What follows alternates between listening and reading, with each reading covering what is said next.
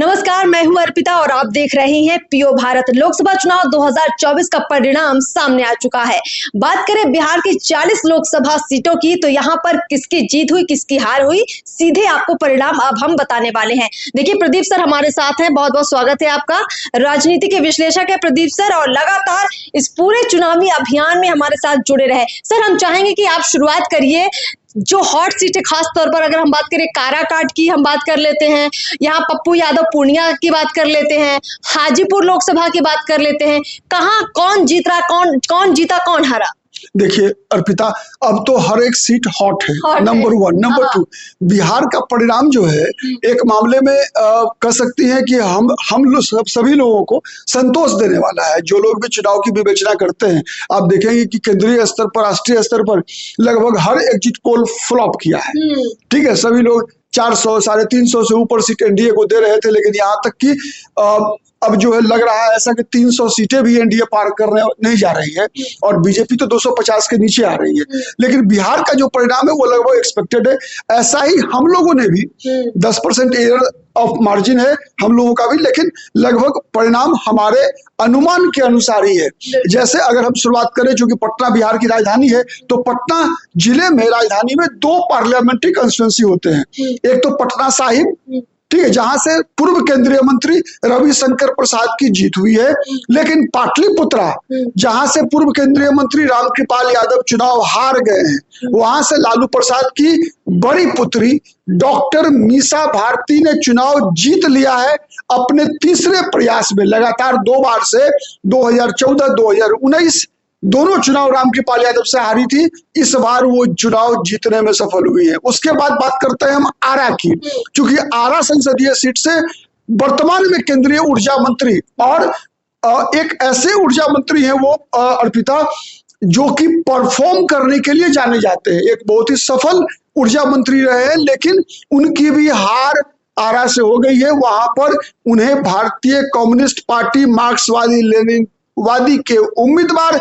सुदामा प्रसाद ने बुरी तरीके से पराजित किया है। उसके बाद बात करते हैं हम काराकाट की। काराकाट संसदीय सीट पर उपेंद्र कुशवाहा, बिहार के बड़े नेता, कुशवाहा जाति के बड़ा नाम उपेंद्र कुशवाहा की हार हुई है।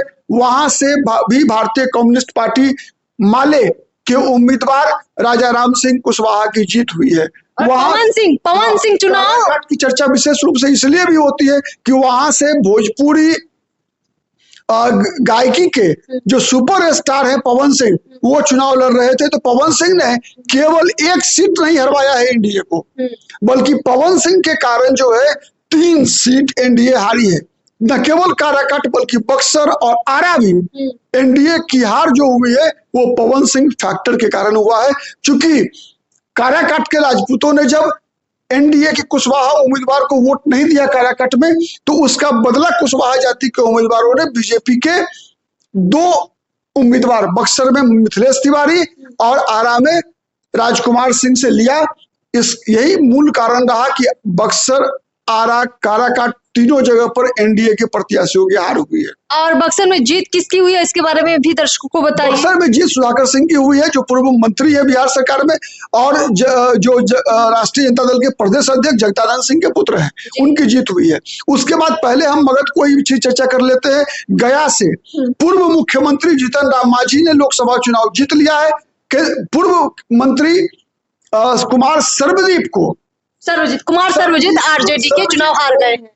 कुमार सर्वजीत को उन्होंने चुनाव हरा दिया है। औरंगाबाद और नवादा का भी मामला बहुत ज्यादा फंसा हुआ था। मैं बताऊं, जहानाबाद से आरजेडी के सुरेंद्र यादव की भारी जीत हुई है वहां से, और जदयू के चंद्रवंशी की हार हुई है वहां।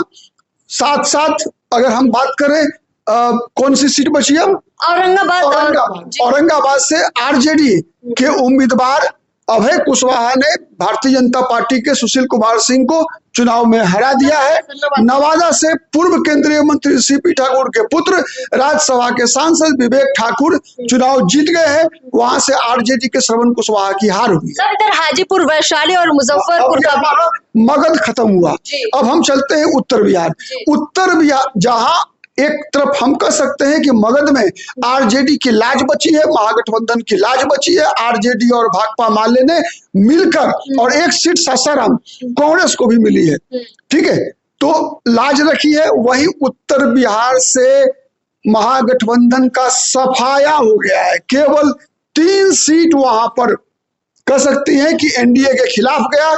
एक पप्पू यादव की निर्दलीय की जीत हुई है पूर्णिया से, दूसरा कटिहार में तारिक अनवर, कांग्रेस के उम्मीदवार तारिक अनवर की लड़ते गिरते पड़ते किसी तरीके से जीत हुई है। और किशनगंज में कांग्रेस के डॉक्टर मोहम्मद जावेद ने जदयू के एक त्रिकोणात्मक संघर्ष में जदयू के मुजाहिद आलम को पराजित कर दिया है, ठीक है। इसके अलावा आप गंगा पार कीजिए, आरजेडी कांग्रेस का नामो निशान नहीं दिखेगा। पूरा का पूरा मिथिलांचल, पूरा का पूरा सारण, पूरा का पूरा चंपारण एक तरफा एनडीए के पक्ष में गया। हम शुरुआत करते हैं हाजीपुर से। हाजीपुर में चिराग पासवान की भारी जीत हुई है। हाजीपुर से चले जाइए वैशाली, वैशाली में हारने वाले कैंडिडेट का नाम भी बताते चलिए। हाजीपुर में शिवचंद्र राम चुनाव आरजेडी के हारे। हाँ, चिराग पासवान ने आरजेडी के उम्मीदवार शिवचंद्र राम को पराजित किया। चलिए वैशाली, वैशाली में वीणा देवी जो लोक जनशक्ति पार्टी रामविलास के पूर्व सांसद भी है, इस बार फिर से उनकी जीत हुई और वहां से बाहुबली मुन्ना शुक्ला जो आरजेडी के टिकट पर चुनाव लड़ रहे थे, उनकी भारी हार हुई है। मुजफ्फरपुर चलिए, मुजफ्फरपुर में राजभूषण चौधरी निषाद भारतीय जनता पार्टी के उम्मीदवार ने चुनाव जीता है और वहां से कांग्रेस के प्रत्याशी अजय निषाद की हार हुई है। सर जमुई की बात भी कर लेते हैं, क्योंकि जमुई कहीं ना कहीं चिराग पासवान के करीबी की ही जीत। जमुई आते हैं हम, जमुई आते हैं जब हम पूर्वी बिहार की चर्चा करते हैं तब, ठीक है। जमुई, मुंगेर, भागलपुर और बांका की चर्चा अलग से करते हैं। पहले हम चलते हैं उत्तर बिहार में, सीधा चलते हैं हम, ठीक है। तो ये हो गया। उसके बाद चलिए समस्तीपुर। समस्तीपुर में अशोक चौधरी की पुत्री शांभवी चौधरी की जीत हुई है। वहां उन्होंने कांग्रेस के प्रत्याशी सन्नी हजारी को मात दिया। उजियारपुर से केंद्रीय गृह राज्य मंत्री नित्यानंद राय की जीत हुई है। उन्होंने आरजेडी के नेता आलोक कुमार मेहता को भारी मतों से पराजित किया है। उसके बाद चलिए मिथिलांचल, दरभंगा से गोपाल जी ठाकुर की भारी जीत हुई है। मधुबनी में दरभंगा में गोपाल जी ठाकुर ने आरजेडी के ललितिया कुमार यादव को पराजित किया। मधुबनी में भारतीय जनता पार्टी के अशोक कुमार यादव ने आरजेडी के अली अशरफ फातमी को भारी मतों से पराजित किया। झंझारपुर में रामप्रीत मंडल जदयू के प्रत्याशी ने आरजेडी के वीआईपी के सुमन कुमार महासेठ को भी पराजित किया। उसके बाद हम चले आते हैं सारण। सारण में राजीव प्रताप रूढ़ी की जीत हुई है। उन्होंने लालू प्रसाद की दूसरी नंबर की पुत्री रोहिणी आचार्य को चुनाव हरा दिया है। यहाँ पे थोड़ा सा बोलना चाहेंगे कि रोहिणी आचार्य के मामले में ये लग रहा था कि शायद वो चुनाव जीतेंगे और मीसा भारती हार जाएंगे, लेकिन यहाँ रोहिणी आचार्य चुनाव हार गई है और मीसा भारती चुनाव जीत गई है। रोहिणी आचार्य का सिंपैथी कार्ड जो है, श्रवण पुत्री वाला सिंपैथी कार्ड जो है नहीं चल पाया और वहां से राजीव प्रताप रूढ़ी ने चुनाव जीत लिया है। राजीव प्रताप रूढ़ी इस मामले में कह सकती है कि लगातार 3 चुनाव से जो है राबड़ी देवी को पहले हराया, फिर लालू प्रसाद की समधी चंद्रिका राय को हराया, फिर इस बार लालू प्रसाद की पुत्री रोहिणी आचार्य को पराजित किया है, ठीक है। उसके बाद चलते हैं महाराजगंज से लगातार तीसरी बार भारतीय जनता पार्टी के जनार्दन सिंह सिग्रीवाल चुनाव जीते हैं। वहां से उन्होंने कांग्रेस के प्रदेश अध्यक्ष अखिलेश प्रसाद सिंह के पुत्र आकाश कुमार सिंह को हराया। उसके बाद चलते हैं गोपालगंज, सुरक्षित सीट है।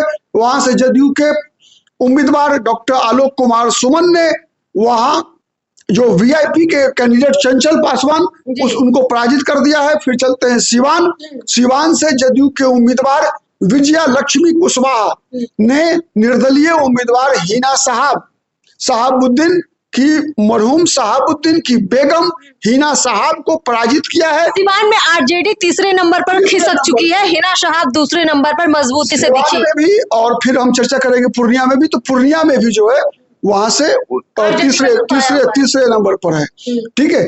उसके बाद चलिए सिवान की बात हमने कर लिया, गोपालगंज की बात कर लिया। अब चलते हैं बेतिया, पश्चिम चंपारण में भारतीय जनता पार्टी के पूर्व प्रदेश अध्यक्ष संजय जायसवाल की लगातार चौथी जीत हुई। वहां से उन्होंने कांग्रेस के उम्मीदवार मदन मोहन तिवारी को पराजित किया।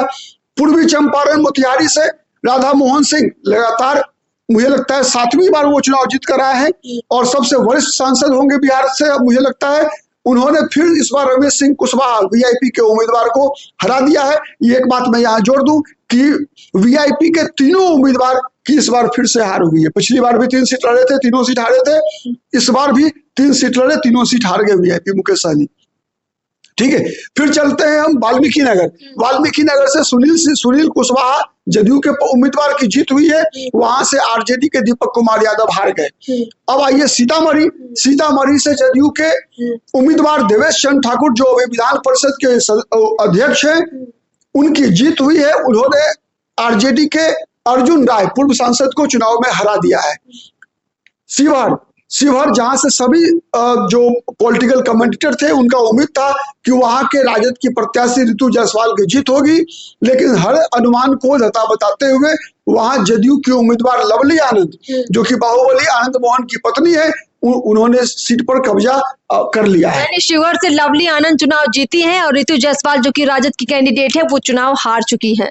हाँ सही है, ठीक है। अगर फिर हम आगे के क्षेत्र में नहीं, उसके बाद चलते हैं, पहले सीमांचल खत्म कर लेते हैं और कोसी, ठीक है, फिर आते हैं मुंगेर से शुरुआत करेंगे। तो वहां सुपौल से शुरुआत करते हैं। सुपौल में जो आरजेडी जदयू के प्रत्याशी दिलकेश्वर कामत तीसरी बार संसद पहुंचने में कामयाब हो रहे हैं।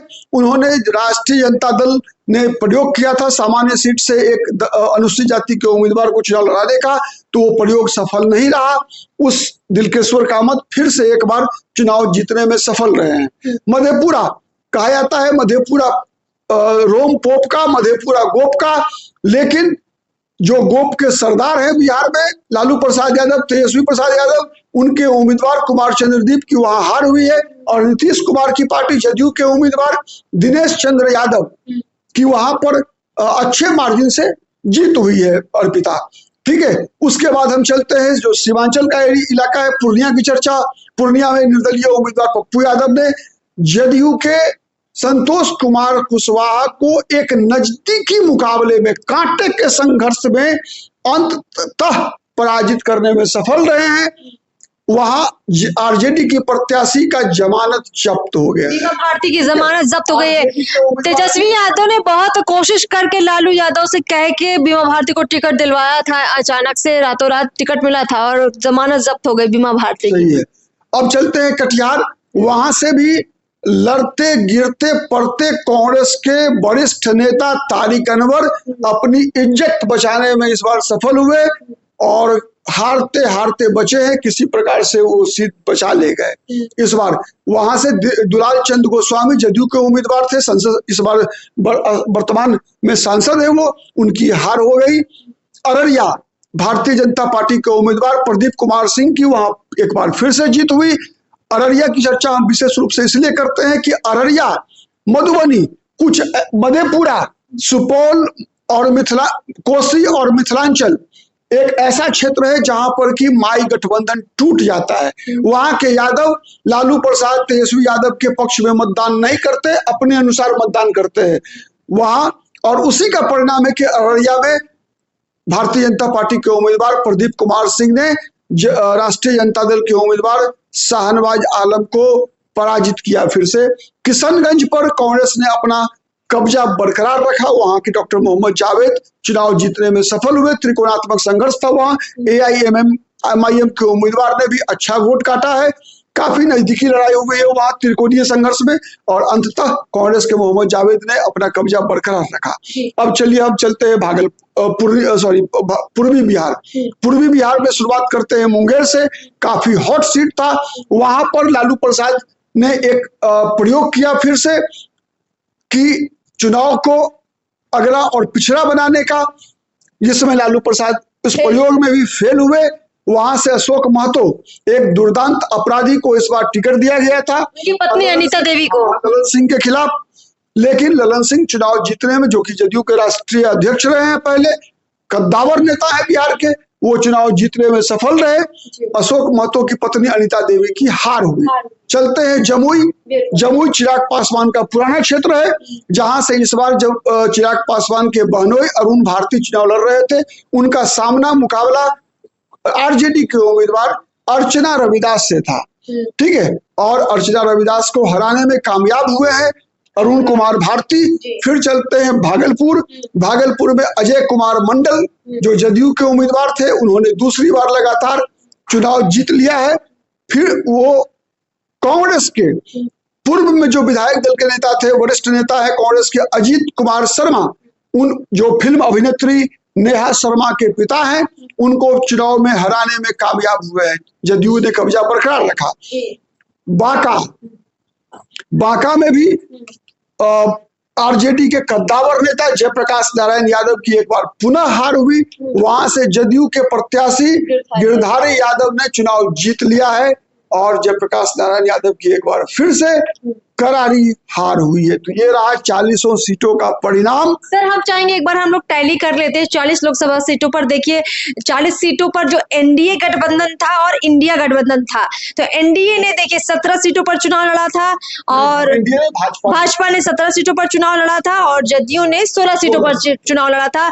लोजपा 5 सीटों पर थी, हम के पास 1 थी, उपेंद्र कुशवाहा के पास 1 सीट थी। तो यहाँ पर इसका भी डिटेल थोड़ा बताइए कि एनडीए की जो सीटों में बंटवारा हुआ था, कहाँ किसको जीत? भारतीय जनता पार्टी ने 12 सीट 17 सीट लड़कर 12 सीट जीता। जनता दल यू 16 सीट लड़कर 12 सीट जीती।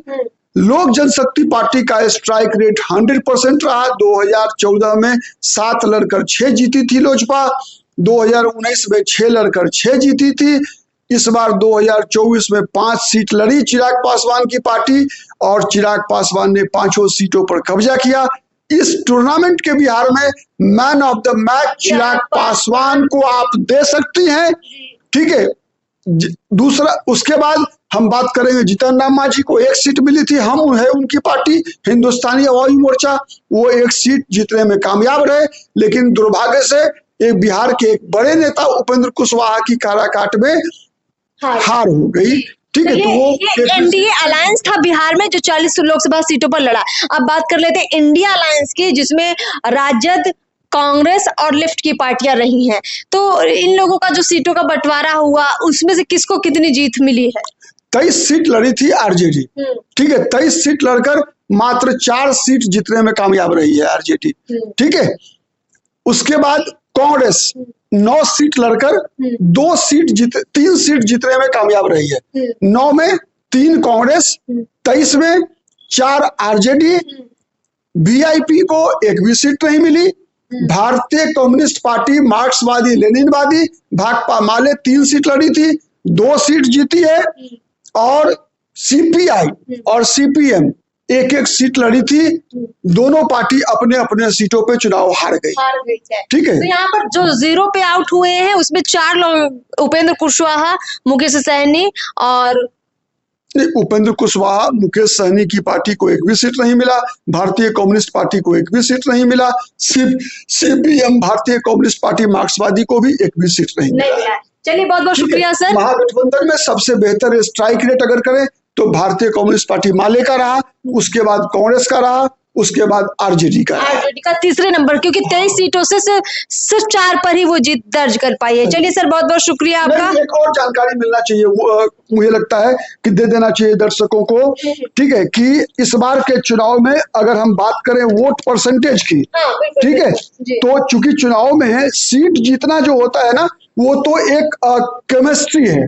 किस मतलब बिहार में 40 लोकसभा सीटों पर किसका वोट परसेंटेज बढ़ा, किसका घटा? वही मैं बता रहा हूँ। नहीं, ये तो केमिस्ट्री है, ठीक है। कई बार होता है क्या है कि ओवरऑल वोट परसेंटेज ज्यादा होता है लेकिन सीटें कम मिलती है, ठीक है। जैसे आरजेडी 23 सीट लड़ी, वैसे सीट ज्यादा लड़ी थी, तो आरजेडी को 23 सीट लड़कर 23% वोट आया है, ठीक है। दर्शक चाहे तो उसको नोट कर ले सकते हैं। आरजेडी 23 सीट लड़कर 23% वोट आया है आरजेडी को, ठीक है। बीजेपी दूसरे नंबर की पार्टी है जो सबसे अधिक सीट पे लड़ी, तो बीजेपी को 17 सीट लड़ी थी बीजेपी और 20.81 मतलब लगभग 21% वोट मिला है बीजेपी को 17 सीट लड़ने के बाद। आरजेडी को 23 सीट लड़कर मिली 23%, बीजेपी को 17 सीट लड़कर 21%, ठीक है। तीसरे नंबर पर है जेडीयू। जेडीयू 16 सीट लड़ी थी और उन्हें वोट मिला है 18.34%, 18.3% वोट मिला है जेडीयू को, ठीक है। चौथे नंबर पे आएगी कांग्रेस पार्टी बिहार में, जो कि 9 सीट लड़ी थी और 9.12% वोट मिला है कांग्रेस को। लोक जनशक्ति पार्टी आती है उसके बाद, जो कि 5 सीट लड़ी, लेकिन 6.47% वोट जो है लोक जनशक्ति पार्टी को मिला। उसके बाद CPI-ML 3 सीट लड़ती है और 2.51% वोट मिलता है, ठीक है। उसके बाद अन्य के खाते में जाता है सभी वोट। मेजर यही प्लेयर्स है। अब अगर हम गठबंधन के स्तर पर देखें तो जो एनडीए है बिहार में, उस एनडीए को 48.25% वोट मिला है। 48.25% वोट एनडीए को मिला। एनडीए मतलब बीजेपी, जेडीयू, लोक जनशक्ति पार्टी रामविलास, उपेंद्र कुशवाहा और जीतन राम मांझी के गठबंधन को।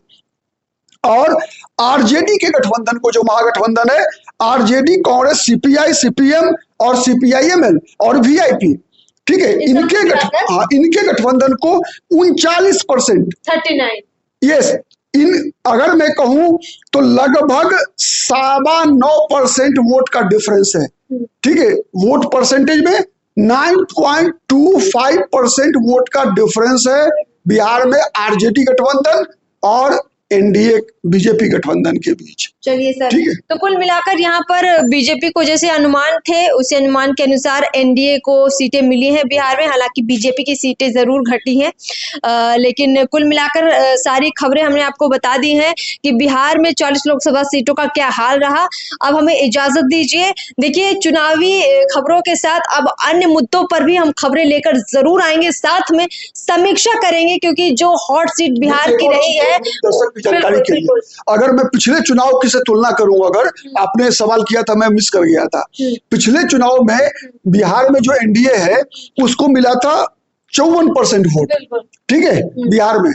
वर्तमान जो एनडीए है उसको, तो इस बार लगभग 5.5% वोट का नुकसान हुआ एनडीए को, ठीक है। लेकिन जो महागठबंधन है इस बार, उनको लगभग 10% वोट का फायदा हुआ है। देखिए, 2019 में आप सबको याद होगा कि बिहार में 40 में से 39 सीटें बीजेपी एनडीए महागठबंधन ने साथ में जीता था, एनडीए गठबंधन ने। लेकिन इस बार वो आंकड़ा काफी घटा है। हालांकि काफी अच्छा आंकड़ा भी है, इसे हम इस तरह से देख सकते हैं कि दोनों जो गठबंधन थे उसमें आगे भी हम लोगों का जो पूर्वानुमान था ये एक सही साबित हुआ। हम लोगों ने पहले कहा था कि सीट के बारे में ऊपर नीचे हो सकता है, लेकिन इतना तय है कि एनडीए का वोट शेयर घटेगा बिहार में और महागठबंधन का वोट शेयर बढ़ेगा। तो वह भी एक बातें सच साबित हुई है। चलिए सर, बहुत बहुत शुक्रिया हमसे बातचीत करने के लिए। दर्शकों, फिर से आपको बता देते हैं कि अन्य मुद्दों पर खबरें लाएंगे, लेकिन साथ में ही किस सीट पर किसकी हार हुई है वो तो हमने अभी आपको बता दिया है, लेकिन क्यों हुई है इसकी और गहराई से समीक्षा करेंगे और उसके बाद हम आप तक लेकर आएंगे कि कहाँ वोट घटा है, कहाँ वोट बढ़ा है, जाति समीकरण का असर रहा या विकास के मुद्दों का असर रहा। तो ज्यादातर जो हॉट सीट है उनके समीकरण आप तक जरूर लेकर आएंगे। हमारे साथ लगातार बने रहिए। नमस्कार। बहुत बहुत धन्यवाद।